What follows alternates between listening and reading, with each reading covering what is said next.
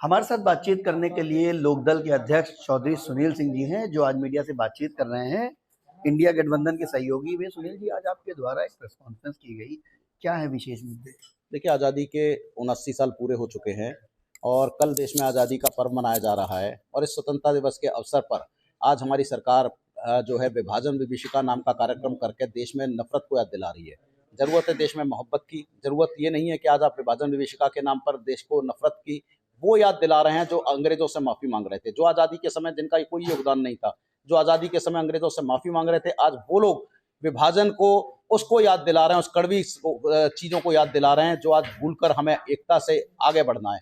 आज देश के जो हालात हैं, पूरा देश बर्बाद हो चुका है। 12 साल के मोदी जी के शासनकाल में, 10 साल के योगी जी के शासनकाल में देश में कुछ नहीं कर पाए ये लोग। आज 50,000 रुपये देकर महिलाओं का वोट खरीदना चाह रहे हैं, घोषणा कर रहे हैं कि 50,000 रुपये हम महिलाओं को देंगे चुनाव में।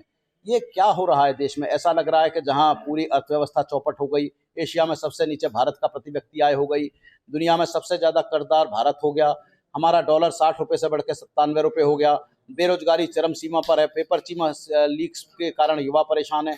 तो देश को आज पूरी तरह बर्बाद कर रही है केंद्र सरकार और अब इसका जाने का समय आ गया है। योगी सरकार उत्तर प्रदेश में जा रही है, 27 में इंडिया अलायंस की सरकार बनने जा रही है और 27 का चुनाव भी 29 को भी तय कर देगा, जहां 29 में मोदी जी के जाने का समय आ गया है। बेहतर है मार्गदर्शक मंडल में चले जाएं, 75 साल की उम्र हो गई है, अन्यथा ऐसा ना हो कि शेख हसीना की तरह उन्हें भी कई देश से जाना पड़े, जो हालत आज युवा और किसान की होने रही है। सुनील जी, क्योंकि 2027 का चुनाव नजदीक है, लेकिन जो आपका अलायंस है उसमें भी सीटों का बंटवारा नहीं क्लियर हो पाया, उस पर क्या? कोई बात नहीं होती, सीटों का अलायंस हो जाता है आपस में। जब बड़े दल होते हैं सब आपस में बैठ कर लेते हैं। ये कोई बहुत बड़ा मुद्दा नहीं है, सीटें हम लोग आपस में बांट लेंगे और अलायंस भी होगा।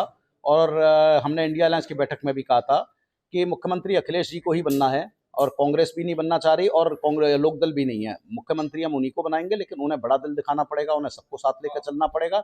सबको साथ लेकर अखिलेश जी को भी समझाएंगे, चलेंगे, अलायंस होगा, सीटें भी बढ़ जाएंगी और हम इंडिया अलायंस की जो आंधी आएगी उसमें भारतीय जनता पार्टी अगर 100 सीट भी उत्तर प्रदेश में जीत ले तो बहुत बड़ी बात होगी। एक आखिरी सवाल, लोकदल की इंडिया अलायंस में क्या भूमिका है, कितनी सीटों पर आपकी इस बार तैयारी है? देखिए, लोकदल एक ऐसा दल है जो देश बचाने को इंडिया अलायंस से तब जुड़ा था जब स्वार्थी दल, चाहे नीतीश कुमार जी हों, चाहे राष्ट्रीय लोकदल हों, जब भारतीय जनता पार्टी से जुड़ गए, चाहे कि दर में जुड़े, चाहे लालच में जुड़े।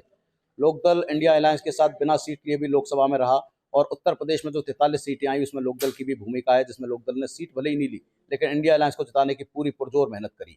तो आज उत्तर प्रदेश में चुनाव है और उत्तर प्रदेश में लोकदल को भी सम्मानित स्थान मिलेगा। उत्तर प्रदेश में लोकदल की भी विधायक आएंगे और इसमें कोई बहुत बड़ी बात नहीं, आपस में बैठ के हम लोग फैसला कर लेंगे और लोकदल भी उत्तर प्रदेश में जो है एक महत्वपूर्ण किसान के और नौजवान की बात कर उत्तर प्रदेश में सरकार में इंडिया अलायंस के साथ में कंधे से कंधा मिलाकर खड़े होगा और उत्तर प्रदेश में सरकार बनाने में महत्वपूर्ण भूमिका लोकदल की रहेगी।